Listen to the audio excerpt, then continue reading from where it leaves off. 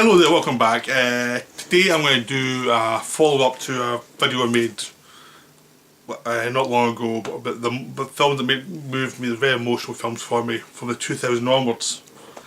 So I'm going to try and go backwards in time now and just do like 2 decades at a time. I think it's better because I don't want to there's only so many films that really move you.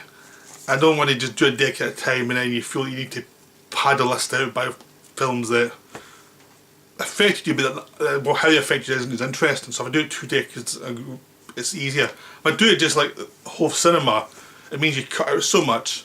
So I think it's a good compromise, at least for me, because I tend to just go on and on and on. As you may have noticed, I tend to talk a lot when I'm doing these videos.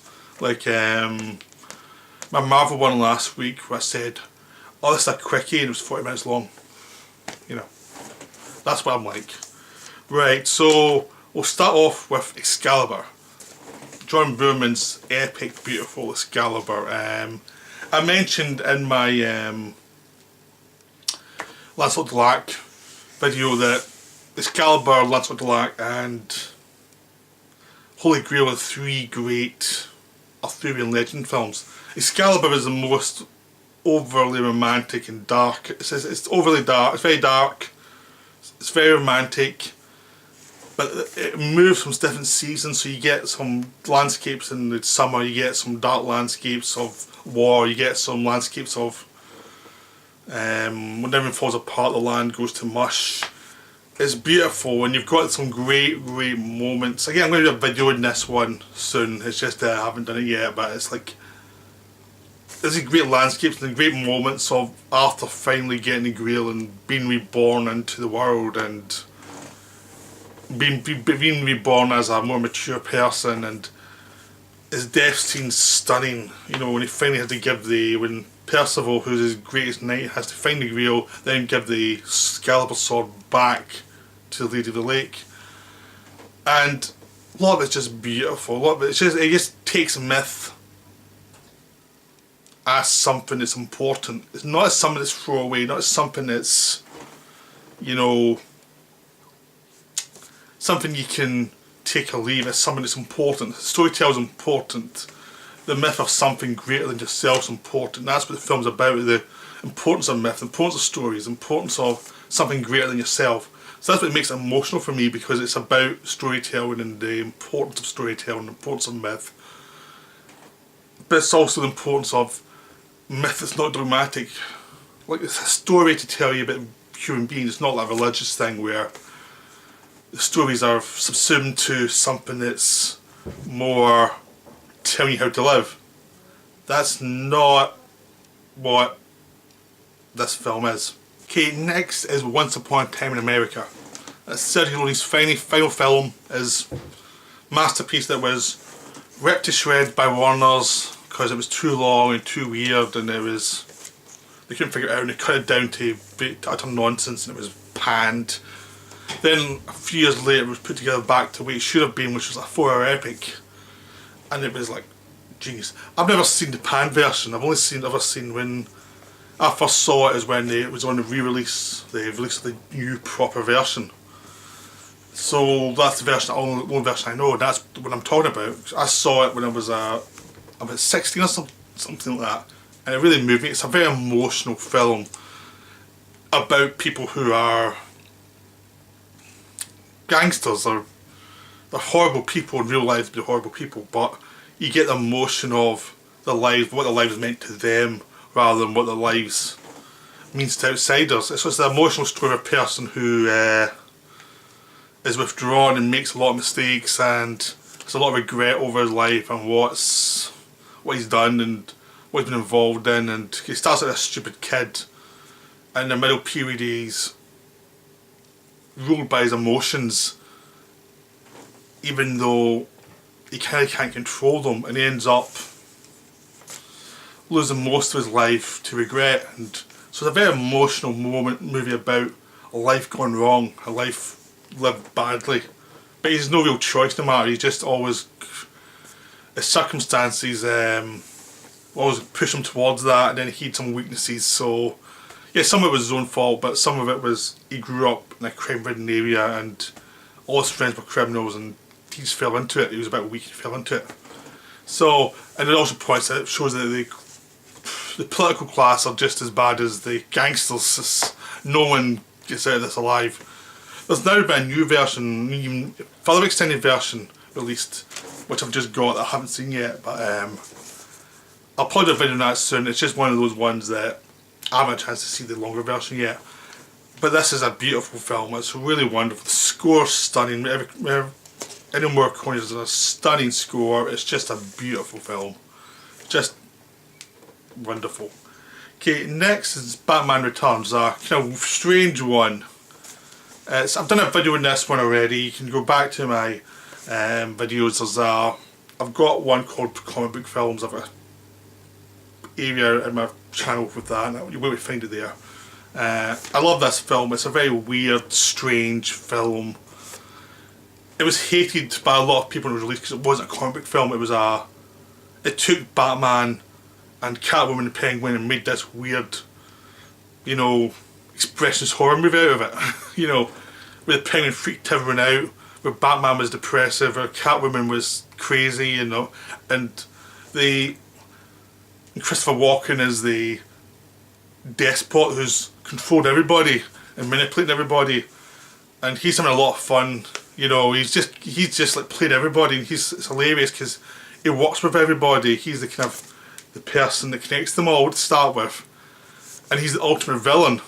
He's the only one that looks normal, so that's great. And his mum was walking and looking at film, and DeVito was great as this weird, creepy penguin. He's not a very nice character, but he's fascinating because he's very needy for emotion, for emotional attachments, and he's got a kid who has never grown up. He's got lots of darkness in him and a lot of horrible instincts, and he's been malformed by his existence. So he's like, you can't always lose sympathy for him, but he does horrible things. He wants to drown every firstborn in Gotham. He wants to, you know, and he tries to become mayor, and it's this like weird ambition, this weird kind of creature that weirdly resembles Trump. Catwoman's great. She's this secretary who's been abused by life and who just cracks one day when Christopher Walken tries to kill her. Yeah, Walken turns her into Catwoman. His whole presence turns her into Catwoman. And Batman himself is this lonely figure who only finds meaning by serving the city, but is basically alone and meaningless without that. And throughout the film it's shown as hollow because the city turns on him straight away when things go wrong, and as he starts to get a relationship with Catwoman, it becomes a much deeper situation where he's very much tempted by her. So all the characters have these weird emotions, and so it probes into Batman being this freak who just looks normal but he's really a freak. He's just as freakish as a penguin. So there's lots of weird interactions going on in this film that's fascinating, and it's just a wonderful, weird, expressionist film. And it's still the best Batman film by a mile. Sod your Dark Knight trilogy. This is the Batman. This in the animated series is Batman. Okay, next up is some Cronenberg films. There's The Fly, Dead Ringers and Naked Lunch. I'll just do them all as one. It's just easier. Anytime I've got a director, multiple ones, unless I forget, which happens with me, I'll try and do them all as one. So The Fly is a beautiful film. Jeff Goldblum, Gina Davis, a guy who's into who's doing teleportation. A fly gets mixed with his genes, and he mutates into a monster. So it's a romance, a dark romance where tragedy strikes, but there's also an idea about existential journey through life as your body starts to fall apart under you. So it could be a metaphor for aging, for disease, or for transformation to something that's alien from you. So it goes for all these elements. It's also got a really good love story as well. One of the few really good love stories of the 80s. And it's a Cronenberg film, but this is when Cronenberg had developed some maturity and he could actually deal with, you know, very human characters, very human emotions rather than being cold and distant. This is where he became a much more warmer director, which moved forward into Dead Ringers, which was probably my favourite Cronenberg film ever. It's probably the one that's just a bit above everyone else for me. Jerry Mans is playing twins who are connected but separate. They have separate personalities, but there's a weird connection to them. And as the film goes on, they start off seeming very different, but as it comes on, it becomes how they're actually connected emotionally, how they can't quite survive without each other, how they're almost aspects of the same person but different. And it's really fascinating. It's all about human beings and how what makes a human being, what makes a psychology, what makes a soul basically of someone, how they survive in the world and how they don't survive, and how life's much more moving and fragile than you'd ever think. Because it's this kind of metaphor for why do people self-destruct. It's not because something simple, it's because something complicated within them that's not easily expressed. This film doesn't go for any simple explanation of, oh, it's this or it's that, it's drugs or this or that. He's into drugs, but the drugs are just the fuel for whatever's actually going on with him. Or the twins, what's going on with both of them. It's about the personality flaws and about what their emotional needs are that aren't been serviced. So it's a beautiful film. Again, I'll need to go into it more in a separate video, but it's wonderful. It's just one of the most amazing films. It's definitely one of it'd be in the top 10 for most emotional films for me. This one is one of the keepers for me for great emotional films. And of course there's Naked Lunch, which is the Burroughs adaptation. Peter Weller stars as a Burroughs stand-in as he goes through, he accidentally shoots his wife early on and goes into this mental landscape called Interzone. It's part based in the biography of Burroughs in Morocco, but part based on what's going on in his head. It becomes a metaphor for writing, what's real, what's not, what are you avoiding as a writer, what are you facing as a writer? Do you face it directly, do you face it indirectly? What's metaphor to you? Is a metaphor something that's just a distancing thing, or is it something that's you're transferring your life experience through it in a way that you can actually write about it with some honesty? Sort of the way mask acting is for some people, where you can't, with a normal face you can't express things, but behind a mask you can. It's the same thing as a writer, where if he can't express himself logically early on, he needs to express himself through the madness of his imagination, and he has to do it in his own way, and he has to find his way and develop through his influences, through other writers, through his own emotional attachments. And he's also developing, realising he's gay as well, and all of this comes into it, but it's all about him trying to work out how he's actually going to be writing, how he's going to survive, how he's going to process the world, because he can't really process it in a very normal way. He has to process it through metaphors and through a language that isn't easily accessible to people. So it's a wonderful film. It's a very moving film about writing, which is a very hard thing to do, because a lot of writing films are just typing and you're like, I don't care, because writing's a very interior thing, so it's very hard to do in film. Okay, next is two films by Neil Jordan. Neil Jordan's a good director, but some films leave me cold, some films I really connect to. These are Company of the Wolves, Into the Vampire, especially Company of the Wolves. So Company of the Wolves I really like. It's really something. Into the Vampire, it's a bit more flawed, but I really like it though. There's something about it that really gets to me too. But Company of the Wolves is basically, Neil Jordan wrote about Angela Carter, and it's about the process of this young girl. She's changed into a woman and she's dreaming these stories of the Little Red Riding Hood, and there's sexual metaphors and there's things about her meeting the devil and what's a man? Is a man a man, or is he a beast?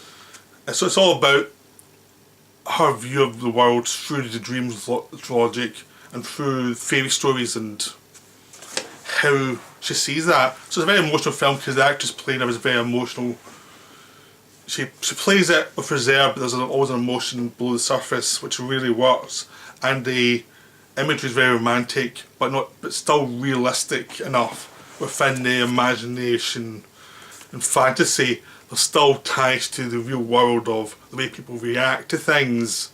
But at the same time, it's heightened by the romantic elements that's in her head. So it's about the expression of a 16-year-old girl who's part realist, part fantasist.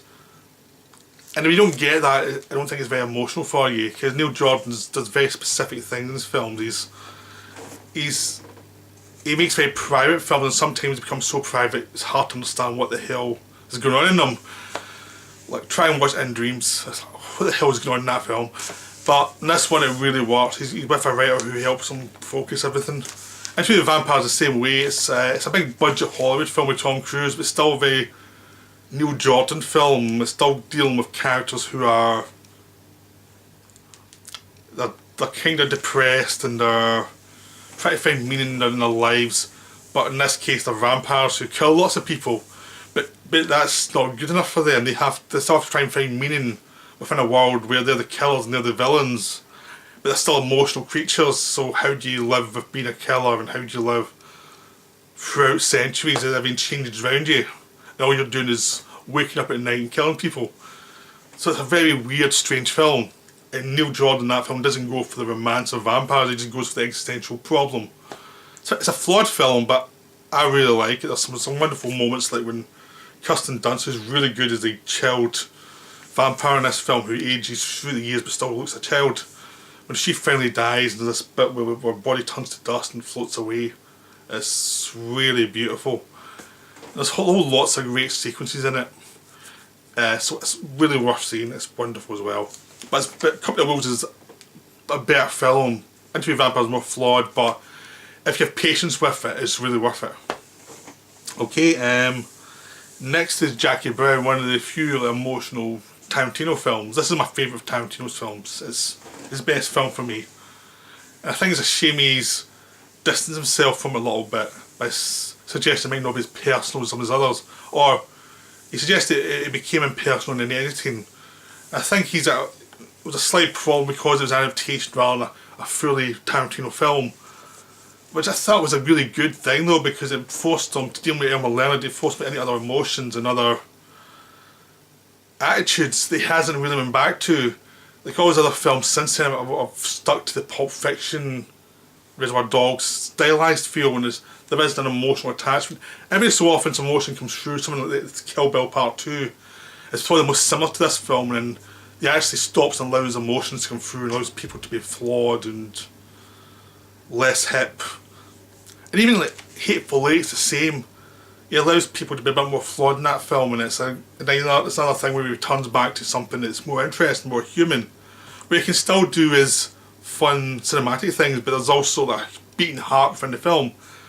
And other stuff like Django Unchained or, Inglourious Bastards, a lot of the time you feel like you're just watching these stick figures go through these funny, interesting moments, but you're not really getting a human heart to it. It just feels very distant. I always find it, you just wish he'd put more heart into his films, not in like a sappy way, just like sometimes they feel unbalanced towards being a bit slick.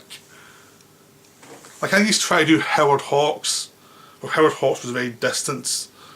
Like he didn't show emotion easily, but Howard Hawks had emotion below the surface a lot more, like Have and Have Not and all these in Rio Bravo, in a way that Tarantino never quite gets. He becomes too slick and too in love with the genre rather than pulling back a little bit and seeing the weirdness of the character. Tarantino, I think, sacrifices the character sometimes for a joke, and something that Jackie Brown he doesn't, and that's what makes it really work. The same with Kill Bill 2, Volume 2, he doesn't that either, and that's what makes it have much more of an emotional impact. So I wish he would do more like these. I mean, if he did more films like this, I'd be much more of a fan of his. I'm an admirer of his, but I have problems with him, but this is one of his really good ones. Okay, next is this is an example of, because I grew up in the 80s and 90s, I have some emotional attachment to films that if I saw them later I might not connect with them as well because I saw them at a certain age. This is one of them, Field of Dreams. It is a sappy film. is a male weepy. It's he could drive a bus through some of the plot holes, but it doesn't matter because it's a melodramatic but honest film. It's about father and son relationships, and there's a great fantasy element to it. So even though you could tear it to bits, it's still a beautiful film. But it's one of the weaker films on this list, but it's trying to be Capra-esque, and it does really work if you go with it. But it's one of those films I think either gets someone or leaves them cold. I don't think there's like an in-between. Now, if it leaves you cold, you think, what the hell am I watching? This is just sappy bullshit. You know, or maybe you get it, it's, oh, this is wonderful. So, at sort of a certain age, I still have an emotional attachment to it. So it's still on the list. This one is a strange one for me because it's all about the filmmaking more than the characters. But the characters are melodramatic. It's Streets of Fire. It's a Walker Hill melodrama. It's the most stylised film in this list. And it keeps its emotions at a distance because it's a western, it's a rock and roll western where you use the western plot lines and western emotions, and you've got a character who's very stoic, but he keeps his emotions to himself. But because they keep showing signs of emotion, but it's very restrained, you feel it throughout the film. So even though it's a very stylised, silly film, it's wonderful. It's wonderful melodrama. Again, this is one of the films I'm going to do as a video, so I'm not going to go talk about it too much. But it's one of those films that has to be on the list for me because I saw it like the early 90s. Because it was a massive bomb. It was a disaster when released. I mean, eventually they started showing it on TV, and I saw it and I was like, oh, this is my kind of film. And the end's wonderful when he walks away and he leaves her because she's we're better off without him, even though he's in love with her, but he still walks away. It's wonderful. No matter how silly the film is, it's still wonderful because they treat it the way a melodrama should be treated, which is they actually play it sincere. Okay, next is Eyes Wide Shut. Kubrick's final film. It's a strange one. Again, people will get distance from it. It's not a film that everybody can warm to. It was hated in first release. Even though Kubrick just died, a lot of people just really railed against it, like called it pretentious and slow. And it probably would have been cut down a bit if Kubrick had lived beyond a few more months, because he died. They said it was finished, but you knew he'd have tinkered with it as he was wont to. But it's still a wonderful film of a guy who is shaken by the idea his wife could be unfaithful to him. He goes through this adventure through New York society, and there's a lot of sexual undertones and sexual overtones and paranoia, and it's all about what's on your head, how you're paranoid about other people, and how do other people live sexually compared to you. And it's wonderful. And it is a very emotional film, but it's underplayed. It's in the little statements and little things going below the surface. So it's not easy to see, oh, there's no like crying scenes or crying scenes that are meant to move you. It's just like you're observing it.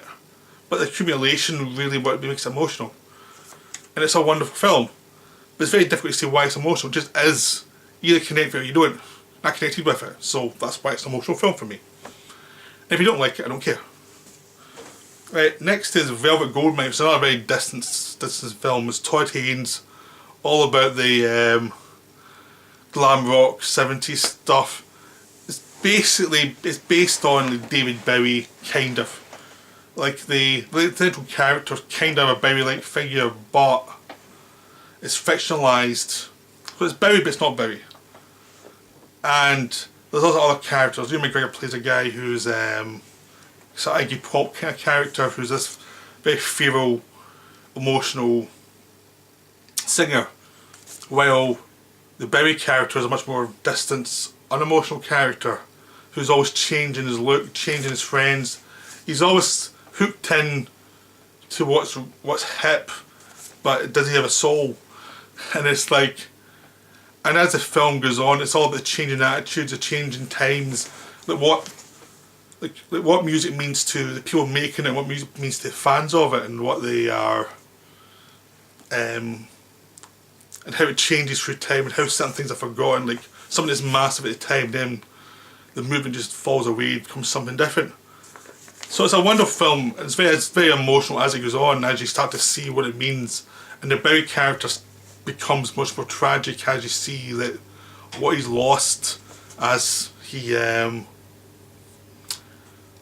wants to move on to something different, and what's different is something much more right-wing and weird and creepy. And so it's a fiction based on reality. It's a fiction that tells you it's a made-up fiction based on something that happened in the real world, but everything's in quotation marks. But even though it's in quotation marks and it's very postmodern, it still allows emotion to come through in the songs and the playing and just in the looks between people. So it's a wonderful film. Because it's Todd Haynes, there's a gay subtext that's pulling more there than it would be in real life in the 70s, but that makes it interesting as well, because there's this weird emotion going through it as well. So the characters can have sexual relationships that they may have not have in real life. So it's almost like it's just like an emotional, intelligent fan fiction of something that happened. It's also very critical of what happened. But it's wonderful. Really try and see it. It's really interesting. Okay, next is RoboCop. Yeah, RoboCop. It's a very emotional film. If you saw Captain Marvel recently, it's basically a RoboCop ripoff. But a guy trying to find out who he was after he's been shot to bits. You know, when he becomes a robot and he's remembering his real life. So even from the action, there's always a sadness that's floating through the film. Again, it's one of those things I'll do a video on soon, so I don't want to talk about it too much, but it's definitely in the list of films that I thought were really emotional. But I'd rather do a video on it rather than try and talk about it in detail here. Okay, now there's another Naked. This was Naked, Mike Leigh's film, starring David Thewlis. It's a very difficult one because it's based on a character who's very brutal, very nasty, and the emotion is not about the character who is a nasty piece of work a lot of the time, but it's about what's driving him to that. The craziness in him that's driven on by the fact he's too smart for his own good. He sees all the bullshit in the world and he has to express it, and he's cynical as hell about it and he's nasty, but it's all about the emotion of what's driving him and why is he destroying all his relationships just for the sake of it, because he's so disheartened by the world. That's why it's emotional, because it's an emotion that a lot of people can feel in their life as they see a lot of lies going on in society and just a lot of dishonesty. And this is the extreme version, so he's almost like the extreme version of your most pissed off moments. So that's why it's emotional. And there's this undertone to the whole film. It is really emotional, but it's not overplayed. Because it's overplayed, that's what keeps it emotional, because there's no self-pity. Even though the character has streaks of self-pity, the film doesn't allow that, if that makes sense. Okay, next is Twin Peaks Fire Walk With Me. This is a beautiful film. David Lynch. I've done a Twin Peaks video, so I don't want to go into this much. It's a very emotional film. The last days of, you know, Laura Palmer's life that leads up to the TV series Twin Peaks, but also leads towards Twin Peaks Return, because there's bits happening in this that tie into the Return as well. So it's kind of midpoint between Twin Peaks and Twin Peaks Return, but it's also an emotional story of someone being abused, being an abused victim, and how she responds to that. And a lot of the scary stuff is actually an emotional reaction to what's going on, and how there's denial and how there's a lot of shame. And I think a lot of people are really put off this film because it's about abuse, and it's full on about abuse. It's not trying to sprinkle, it's not trying to hide that's what it's about. It's about a father raping his daughter, and that's disturbing. There's lots of David Lynch stuff in it as well that's really disturbing. There's a lot of scary scenes. There's a lot of emotional scenes between people who have emotional connections, but it's complicated. So it's a wonderful film. It was hidden on release, but it's wonderful. So if someone doesn't like it, tell them to get lost. You know, be mature. Next is The Last of the Mohicans. Michael Mann. I'll probably do some Michael Mann films soon, so it's just a wonderful, emotional, romantic film. You know, it's a great action film, but it's also got great emotional moments as the love story progresses very slowly and looks and them reacting to each other, and then once the emotions really build towards the end, and as everything starts to build and build and build, that's when it gets really emotional. But it's hard to talk about without going into lots of detail, so I'll avoid it. But anyone who's seen it probably knows what I'm talking about. The last third builds and builds and builds and builds, and either you connect to it or you don't, but I really connected to it. It helps when you've seen it in the cinema first time, because that's when you see how great it is, because in the cinema it's astonishing. Okay, next is Shredder's Mishima. It's wonderful, it's beautiful, it's too complicated to talk about in isolation, and I'm going to be watching the Criterion soon, and I'll do a review of it then. But it's a wonderful emotional film, and the end is breathtaking, the end is just so beautiful. So again, it's one of those ones I'm going to do later, so I don't want to extend the video by talking about something that I haven't seen for a while, but it's coming. It's a very emotional film, in the moments, and how the stories interact with the biography, and again it's an emotional film about someone who's not that emotional, who's repressing a lot. And I respond to that a lot, people who are repressing things, but the filmmakers find other visual ways to show their emotions. There's more than one way to show emotion, it just doesn't mean you have to just have someone telling you it. Filmmaking is a visual medium. If you do it in a different way, use some ways it's better. Okay, Terminator. I've done a Terminator videos, you can go back to there. But the actual love story in Terminator is very moving. The Kyle Reese, Sarah Connor love story is wonderful. I think it's something that's forgotten now, and with all the disastrous sequels, how moving this love story actually was, and how emotional the first two movies actually are. It's a love story, the first one, and it's a love story between a daughter, a mother and son, the second one. That's where they are, really. So the Terminator films, they are moving. They're emotional. It's just you probably think they're action movies, but there's other stuff to them. They're not visual metaphors the way Mishima is, but there's more direct, but direct's good too. Okay, next is Blowout. It's going to be part of my De Palma season, when I go back to De Palma season. It's wonderful, it's beautiful, the end's breathtaking, the end will knock your socks off. The whole film throughout it is an emotional film about trying to solve a murder, and why you try to solve the murder. It's emotional about someone who is doing things that we shouldn't be doing, and it's why are they doing it. So again, yeah, it's another one I'm going to do a video on, so you'll get to it. Obviously I have no plan ahead because I'm now doing another Tim Burton film, which is Ed Wood. A beautiful film about a filmmaker who is the most competent filmmaker ever.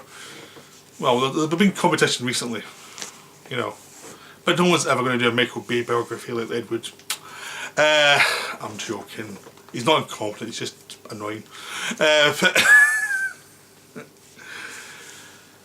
Yeah, it's wonderful. It's a very moving biography of a guy who's a born loser, but he's got moxie, he still wants to do great films even though he doesn't have the talent.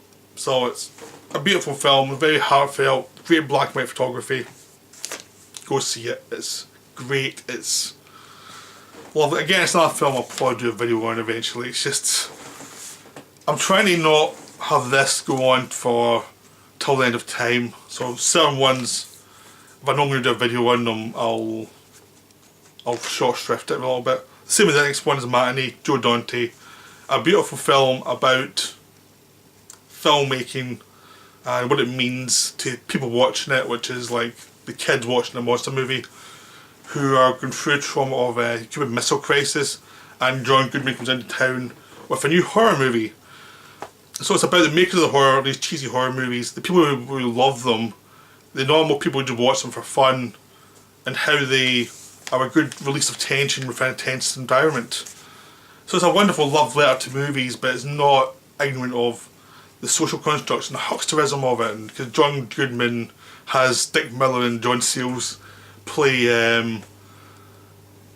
people who are objecting to the film and showing it turns out the B-movie actors that work for him.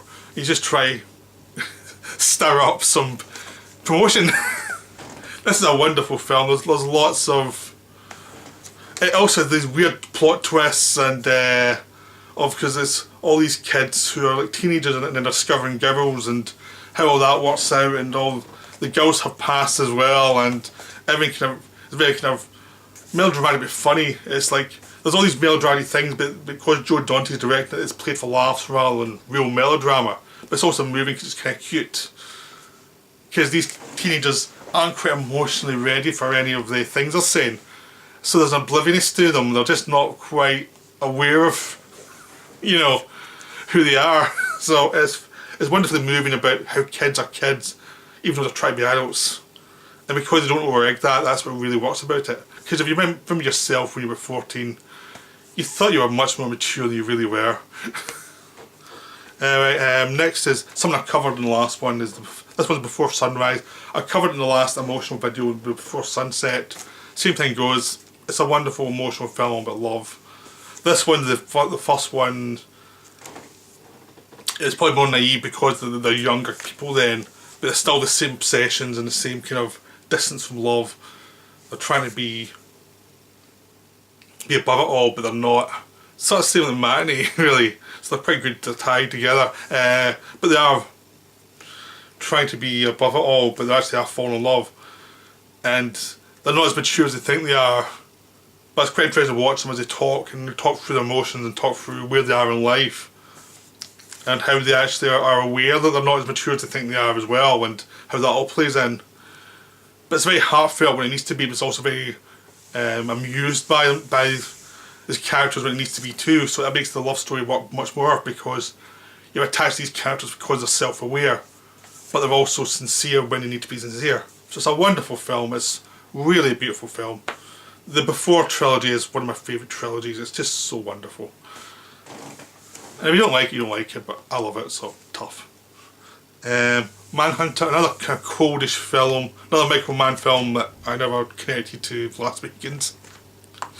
Manhunter is wonderful. It's emotional because the funny thing is this is emotional but a serial killer in some ways. Because the emotion goes towards the Dollar character who's the psychopath and who's in love with this woman, but he's emotionally disengaged to the rest of the world, and so you see his emotions all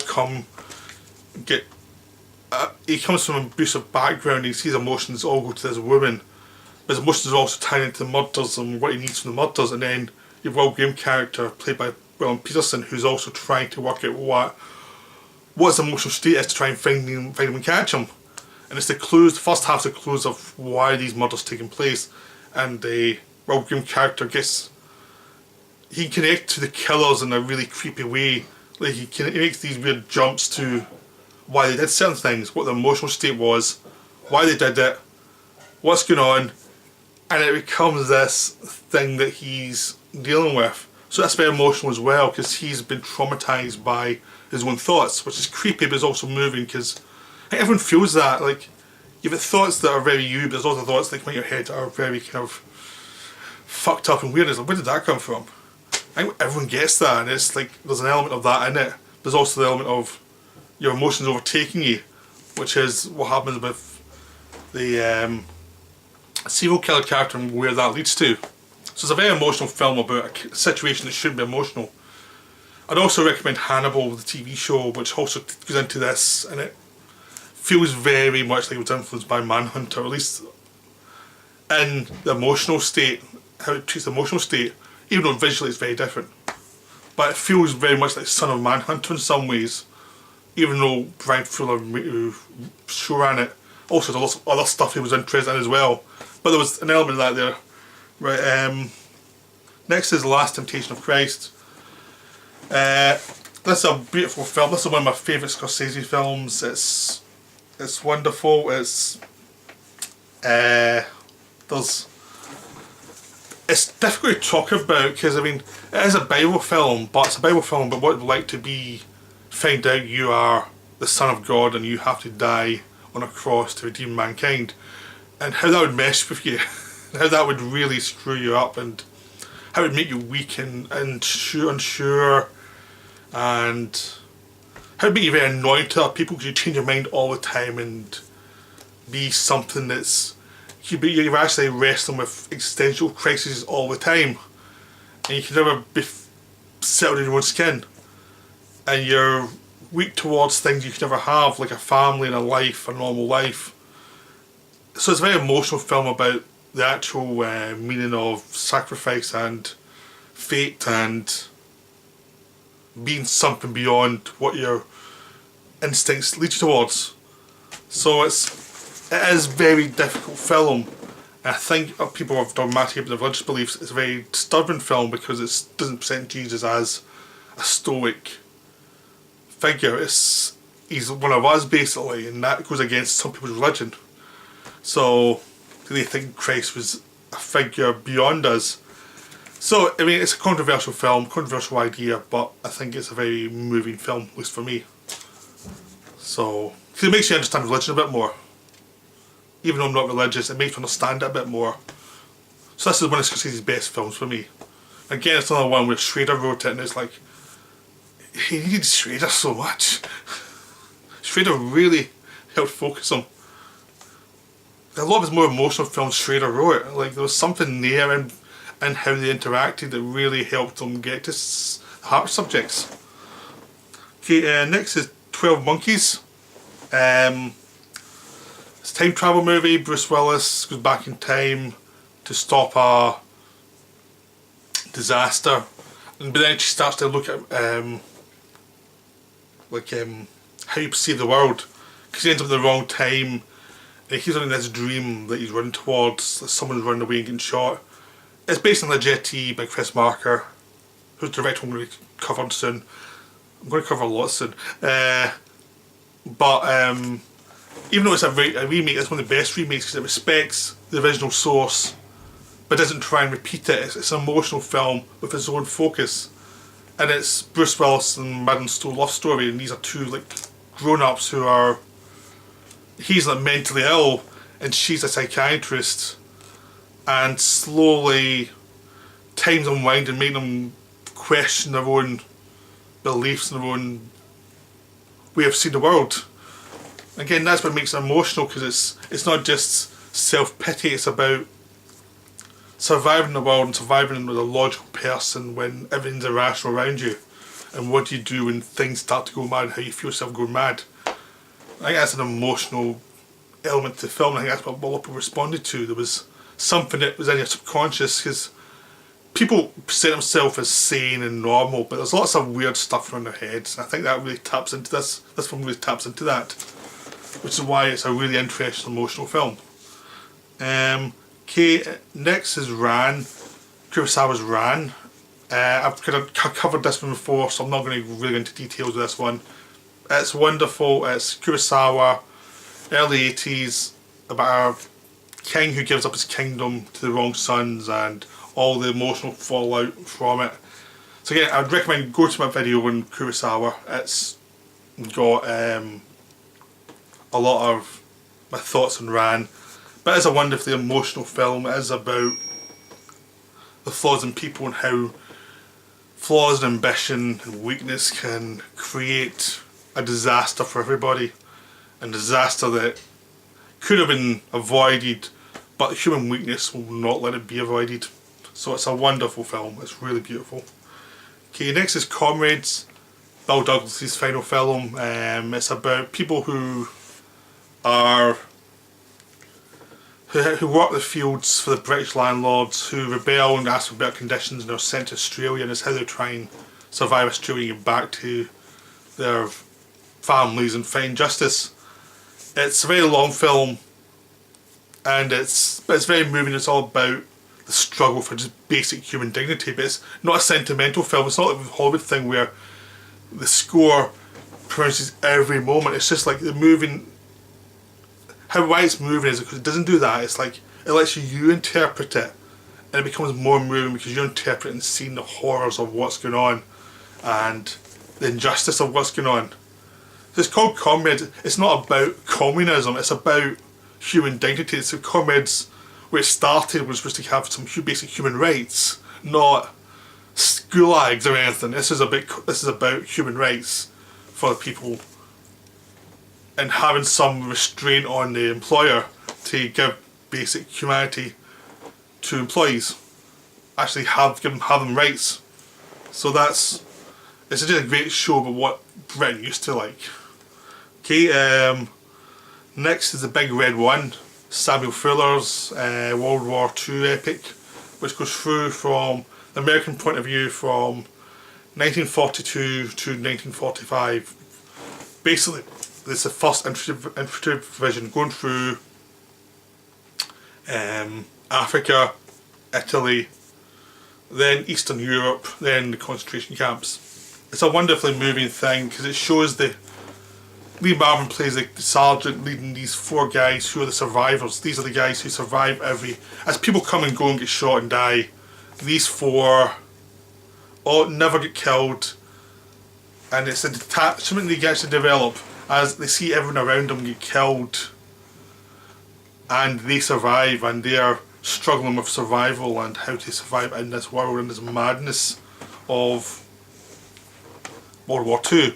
It's a wonderful film, especially in the extended version where you find stuff that was cut from the theatrical version. I saw the theatrical first and I saw the extended version later.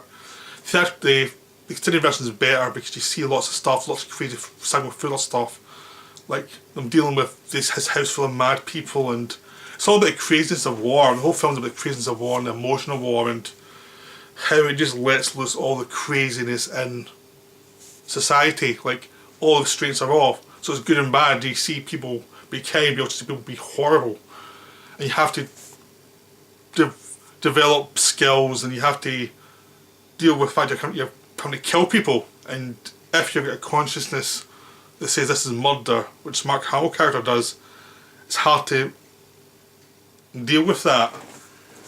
So it's a wonderful film. It's really moving. It's one of the must World War II movies to see. It's way better than Saving Private Ryan. It really is. It's what Saving Private Ryan should have been. You know, because they went through the war, but they didn't seem to interact with anybody. They just went through the war. That's what it's all the interactions. Next one's another World War II movie. Terrence Malick's The Thin Red Line. This is a beautiful film, all about the Guatemala Crusade in the Pacific. Basically, they're going to an island, they're going to destroy the Japanese there, and that's it, they've taken the island. That's all it is, but it's about the emotions of the people involved in that and how they are torn apart by war, how some of them go crazy, how some of them become careerists, how some of them just survive. There's just the tragedy of it. Some young kids are killed who didn't have a chance at life. Other ones are trying to figure out the place in existence, which is Jim Caviezel's character. He's trying to work out his place in existence.